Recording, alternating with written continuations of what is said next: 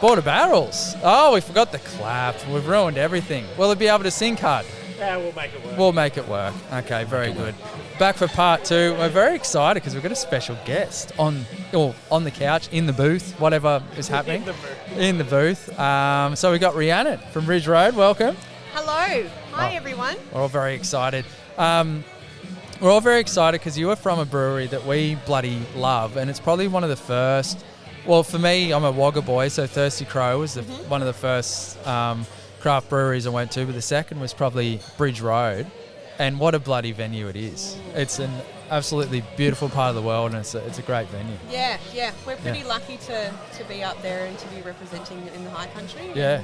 Yeah, it's a beautiful spot to live in. Yeah, absolutely. I remember the first time I remember the first time. No, when I walked in there, and it's just like from either end, but if you come from the street end, you walk in, you're like, what's this going to be? And it just opens out, and you're like, oh, this is awesome. Yeah. And there's been a number of people, when they come and visit me in Albury, like, what's there to see in Albury? I'm like, this is cool. There's this cool brewery out at Beechworth that we're definitely going to. So I tell everybody that comes to Albury, go, oh, the wineries are meant to be good. I'm like, yeah, they are, but make sure you go to Beechworth and make sure you go to the brewery. And they've usually heard of it. So I think, actually, for me personally, passing the beer test, so at my footy club, I always cop crap for drinking craft beer. But every single guy that's given me crap, at least at some point goes, oh, I do like a Beechworth Pale. Yes. Yeah. We've got a pretty good one out there. Yeah. Bridge Road Pale Ale is pretty well represented up here, and even in the non-craft beer world, we seem to please a lot of people, and it's a solid beer. Yeah, it's just a great reputation as well everywhere. And they've done such a great job, your brewery, of getting Beechworth Pale into everywhere in Albury Wodonga. Everywhere you go now, just about you'll find it there. And yeah.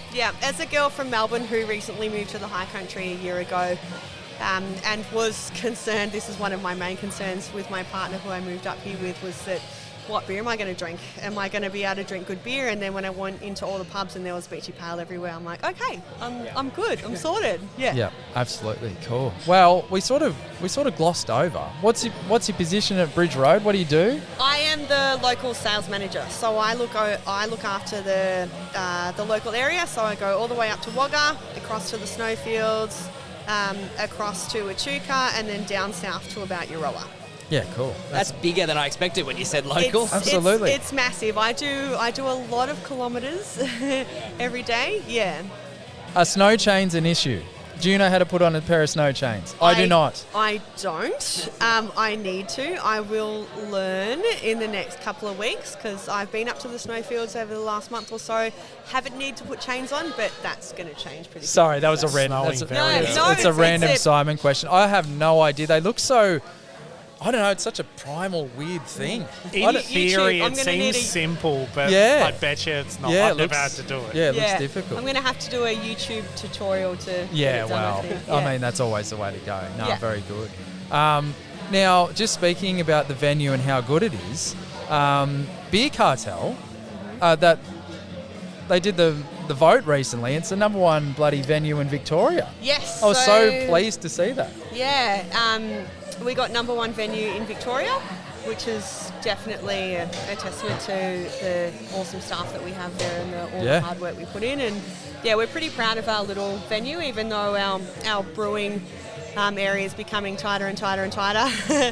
But we make it work, Yeah, absolutely. No, it was awesome to see you guys and Bright. Well, pretty much there was heaps of places that I'd been to, and I was like, this is pretty good. Yep. And it was good. It was good that I didn't have to look any further. You were affirmed by the everyone. Yep. You were right. It is awesome. So High Country does a lot of great beer. Yeah. We've got such an excellent selection of breweries and wineries and everything up here. We do it really well. Yeah, absolutely. And being in such an awesome place as well, like it lends itself to those venues, like you guys being in the heart of Beechworth, which is such a cool, like outside of Bridge Road's little circle, the whole town is so awesome. Yeah. And it's the same with Bright, like you said, it's like, it's almost like a little cheat code as such. Definitely, yeah. Yeah, it's one of those, it's, you know, you don't want to you know, you want to tell everyone about it, but you don't want to tell too many people about it. Well, it's hard. It's always packed, so it's hard enough to get in there as is. We don't want to be telling everyone. Particularly around this time of year, because I went up to Bride on the weekend. It just reminded me of that Family Guy episode. It's like, the leafers are here. They're all turning, everyone's like, oh, look at that. Yeah, anyway. we're burying the lead a little bit because one of the main reasons we're here are the Hop Harvest beers. Yes. So we've got our little tasting paddle here, and the first one we've got is the Hazy Harvest. So we'd just love you to tell us all you know about that or what you can tell us about it. So every year we do the High Country Hops Festival, and that coincides with the harvest of the hops when the hops are grown from the HPA farm in Myrtleford. They're the biggest hop growers in the Southern Hemisphere. Is pretty sure that's accurate. Massive. So they do mainly Galaxy hops up there, but basically every year we do a collaboration with a brewery that we love and that we work with. And so this year we did the Hazy Harvest with Fox Friday, which are a fantastic brewery coming out of Tasmania. Basically, the fresh hop beer comes from we get the hops. Within 6 hours, they're in the beer. The beer's brewing. That's crazy. Yeah, so it definitely gives it a really different flavour profile of a lot of other beers. So a lot of them are in pallets or whatever type of thing that they come in. But this is fresh hop, so it's really special beer, and I guess it's a tribute to the area that we live in and the fantastic hops that we have access to. Super fresh and so it's a great beer. No, it is. It's delicious. Well, I have had it before. I'm cheating a little bit. But. I'm going to steal your question. So, obviously, we'll get to the Firestone Walker, but this one being Fox Friday, last year was Mountain Culture. Mountain Culture. How does that come about? Like, how do you guys go contact Fox Friday and say, hey, we've got this festival? I think it's a little bit of both. So Ben, who was our fearless leader and the owner of Bridge Road, who's been brewing beer since 2005 and one of my beer heroes, I must say, and Ben.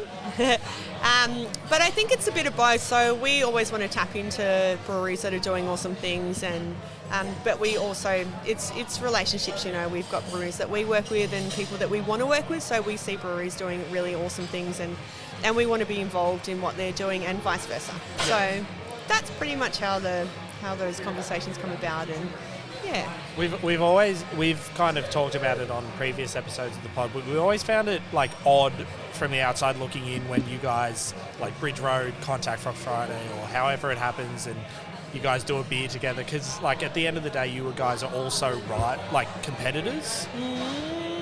Is that like, well, when we think of it, it's like, oh, well, they're both making beer, they're fighting for the same kind of market.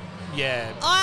I get this question a lot, actually, out in trade about competitors and craft beer, and I don't necessarily, we don't see it that way at all. Like we're trying to do the same thing. We're trying to get great beer from great people out to the drinkers out there, and we want to make good beer, we want to make quality beer, and we want to make beer that people love, and we want to employ people and look after them, and so it's not a competitive thing, because we're all trying to achieve the same thing.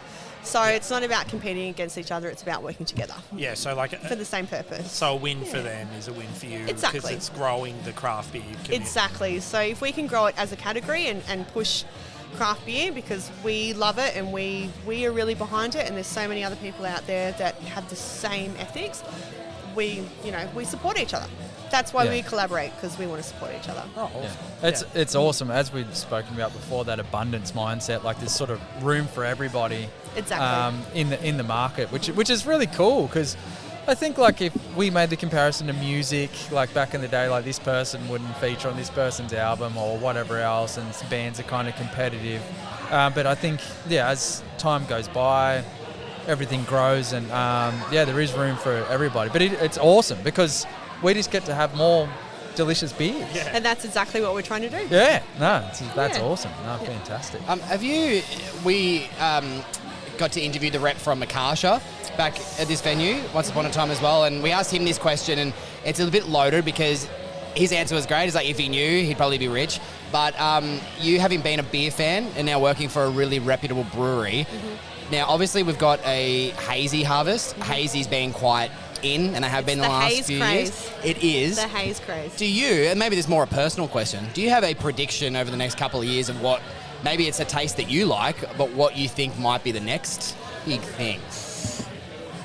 I don't know. I don't think I can answer that. I mean, who would have foreseen sours? Like how much sours have exploded, and for me, lambics and farmhouse style ales are I love those beers, and to see the sour craze, I don't know. I can't answer that question because there's so many things that could come up. And it's interesting you said lambic, because I had years ago the lambic like cherry fermented beers, and I thought they would become more of a thing. When sours took off, I sort of felt like that would be the next market, because they're not necessarily as sour. They taste nothing like beer sometimes if you get the right one. Absolutely. So it's like fruited sours, but this so the lambics and all that are more those really farmhouse bacterial kind of fermentation sours. But I would say maybe, and this is just me maybe being hopeful, Belgian style beers. Love like going back to that old school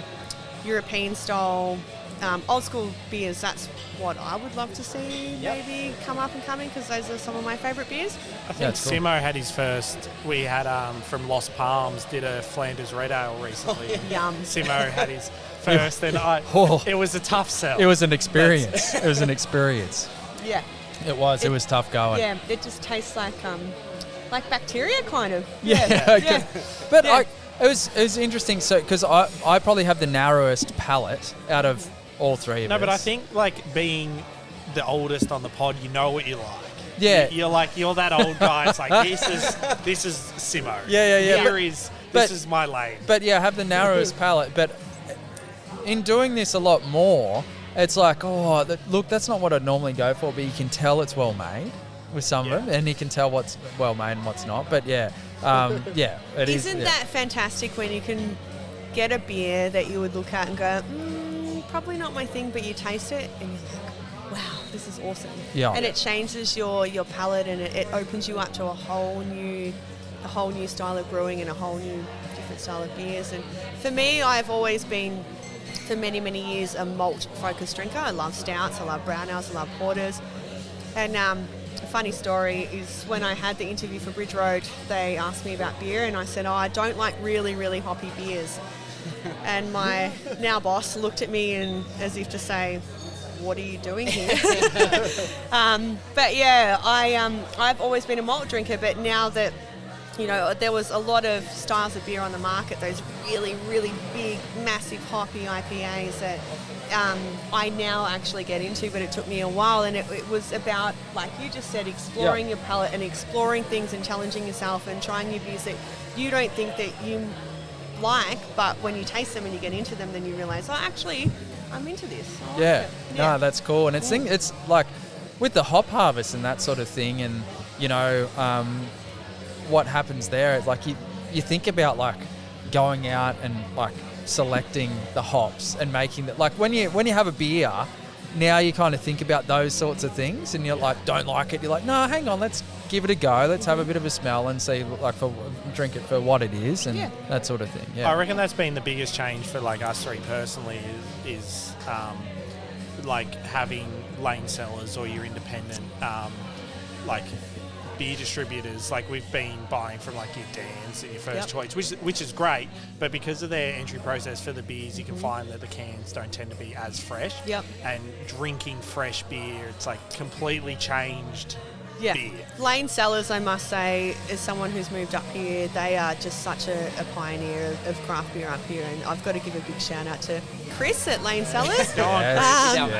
That beer selection, every time I walk in and I see those fridges, and he's so passionate and he knows what he's talking about, and he knows my taste now, and every time I go there I find like 10 different beers that I haven't tried before, and he's fantastic. He's a very dangerous man. As you walk in there, I was like, I'll get a 4-pack, and then you walk out, it's like, I have 10 beers. I've no just money. Spent a lot of money, but it's worth it. It's great to see.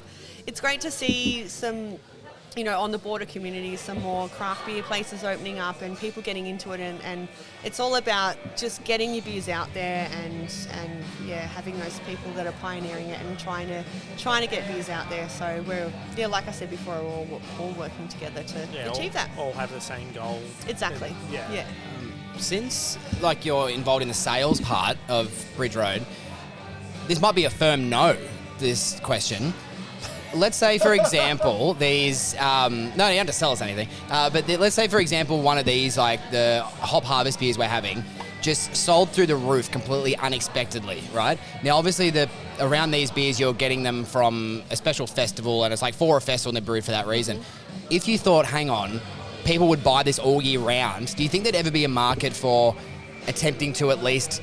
even if the recipe was slightly altered, or actually try to make it an all-round beer if it just went really well? Absolutely. So we definitely try and brew beers and design because we do releases bi-monthly. Yeah. And we always try and design those beers based on what people want. And it's we're always trying to gauge what people want, what people are drinking.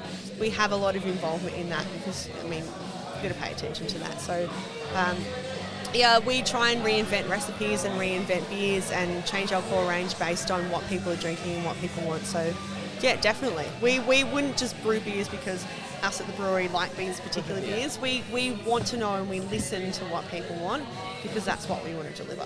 I can't ask you about New Sky because that'll be another hour and 40-minute podcast. Yeah. So we'll make it a New Sky free pod. Well, let's just say that if you haven't tried any New Sky beers, please do because they've all been life-changing for me anyway. But if we were to mention them bloody quickly. They're amazing. When the old series ended, we're like, what are they going to do? Yeah, this so the Need range ended when I first started, and I had as a new rep walking into a lot of disappointed faces, but we reinvented it as New Sky, and we've got excellent feedback from that. And New Sky is great because Pale Ale obviously is our pioneer beer, but for our brewers, if you're brewing Pale Ale all the time, you get a little bit bored. So we want to let them be creative. We want to let them do their thing, let them do what they're skilled at and what they're trained at and what they're passionate about to create some pretty crazy over-the-top beers.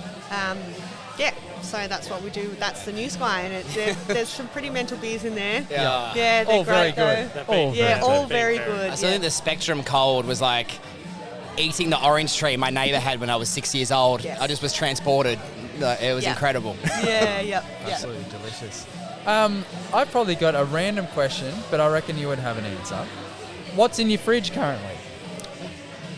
Not like groceries, but like what beers are in your fridge? 3 litre milk. I actually had a conversation with my partner about a week ago that we need to get a beer fridge. Okay. Because we don't have any room for food anymore. In my fridge at the moment, because we're going over to dark beer, so I've got a lot of porters. I've got a lot of Hoppy Ready, which was a beer we released last winter, and it's amazing, and I'm drinking a lot of that. I'm also drinking a lot of stuff locally. So I love to try any local beer, so I've got a lot of stuff from Midder, a lot from King River. Shout out to Nathan and Sam from King River. Anything that's dark and European style is what I'm drinking at the moment. Ginger beer. I drink a lot of ginger beer because in the wintertime I like to chuck a shot of rum in there and it's a nice warmer. Okay. There's a hack. Warm it up a little bit. Yeah. Okay, that's good. I've got a lot of stuff. I'm a beer rep, so my fridge is always full of a lot of random beers. Yeah, no, that's cool. Oh, very good. What's your fridge filled with, Simon? So I've been to your house and it's quite empty, except for beer. So I've been away for a couple of weeks. I have one of the double dry hopped Lights and Music range and Mountain Culture collab, and that is it. That's it. I have one beer, so it's not full of anything. But anyway, I've been away for a couple of weeks. So I have a bunch of really strong stouts that Hargraves Hill sent us, and we were going to do a podcast on it 3 weeks ago, and we haven't had time yet, and they're still sitting there staring at me. So Hargraves Hill Stout was one of the first craft beers that I tried, and when I lived down in Preston, Northcote, my favourite bar, the Thornbury Local, their stout was Hargraves Hill Stout. Yeah. And it was just my go-to, because what a solid beer. Yeah, well, this is the RIS. So they sent us Well, this is giving stuff away. We got a couple of RISs and a few other things. Let's just say that. But yeah. So if you wanted to ask the question to me, what is your favourite style of beer? Yeah, that's My answer would be a Russian Imperial Stout. Oh, okay. hearing you bloody loud and clear. Favourite style of beer. Yeah. No, that's awesome. Just so full and thick. Yeah, it's so good. No, very good. Well, we've got another one. The Dark Harvest Black IPA. Yes. Is that what you've got at the moment? Yes, so this is what I'm drinking at the moment. Yeah, perfect. This is our collaboration with Firestone Walker, which are one of the biggest pioneers of craft beer in America. They do amazing things. Their beers are fantastic, so we felt pretty honoured to be able to collaborate with them. Black IPAs are one of my favourite styles of beer, so it's just that someone asked me before, like, what makes a black IPA an IPA? So it's pretty much that beautiful balance between malts and hops. And for me, like, it's just bringing together the best of both worlds and making a solid beer. So my favourite of the season has been the black IPA. It's a fantastic beer. It really is. It's so good. I found that they were an acquired taste, and once I was used to them, I really, really enjoyed them. Yeah. I've had a few, but and like not being biased. Honestly, I've said this to you off air. I'm like, I'm not too sure about black IPA, and I'm like, well, but this is pretty good. I'm so glad that you've changed your mind. Yeah, they're really worth getting into. It just takes me back. One of my first black IPAs that I ever tried was by Yeasty Boys. Yeah, it was called Pot Kettle Black. Yeah, amazing. You remember that beer? Amazing beer. That was, I think that's like 12 years ago. I drank that beer, and again, one of the first beers. In like a smaller can. It wasn't in 330. It was like, I had this was still in bottles. I think this was when bottles were king. So quite a while ago. Yeah, even longer ago. Yeah. Mine was the Ether Black as Your Heart that they released a few years ago. Yes. That turned me around, and then I've realised that every beer they do is fantastic as well. Yeah, one of their Gunnamatta IPA, which is an Earl Grey. I'm a tea drinker as well as beer. And they made an Earl Grey last IPA. Year's Gabs. Awesome. That was my Gabs the pick creme brulee. So good. Yeah. Actually, sorry to digress from the Firestone Walker, but Simo and I are going to Gabs tomorrow night. Awesome. Can you tell us much about the Electro Sour Worm? Yeah, so I tried it a week ago, and I tried it. It's bright blue. It's super sour, so think of like lips sucked in, super sour when you taste the green. But then we've got like a blueberry syrup that you mix in, and that balances a sweetness and a sour. We just wanted to make something a bit wild and crazy, and I'm pretty sure we've nailed it. Nice. It looks crazy. It looks awesome. I've tried it. It's awesome. Yeah, looks great. By the way, in the background, it's someone's birthday. You know, I was like, what is happening? Yes. But that claps for us. Yeah. Just so you know, not for the birthday person. That's for us. Oh, there you I'm go. very excited to try it and many Gabs beers. Are you heading down to Gabs? I am. So I will be working, for anyone listening out there, I will be working the Saturday day shift, and then I'll be getting on the beers on Saturday night. Nice. Cool. So we've got the Saturday day shift, so we might come and say hi. Yes. Fantastic. I'll see you there. And also, disclaimer, we're really sorry if we're really drunk. No, it's fine. Isn't that the job? Hey. And you're just Totally like, fine. I know these guys. I'll probably be on the same level, so no judgments. Good It's fine. stuff. No, very exciting. No, good stuff. You got anything else, boys? Have you got anything to Spruick? Like, I saw that Ooft came out. Yes, so that was a release that we did at Bendigo on the Hot Festival, which is one of my favourite beer festivals, if any of you guys have ever been. No, I've seen it advertised. It's fantastic. It's really cool. different. So it's in Bendigo, but it's based, so it's really great because it supports a whole heap of venues. So you go from venue to venue, not just in one big arena, which I really loved. And Ooft was our release last year, so it's a raspberry pastry sour, smoothie sour, and we're re-releasing it this week, and it will be available at Beer Deluxe pretty soon. Yeah, and probably a couple of other places. I just need to get the sales out. I find the festival beers, like last year, I can't really remember what they are, but they're sort of like very different. They're sort of like Righto Festival.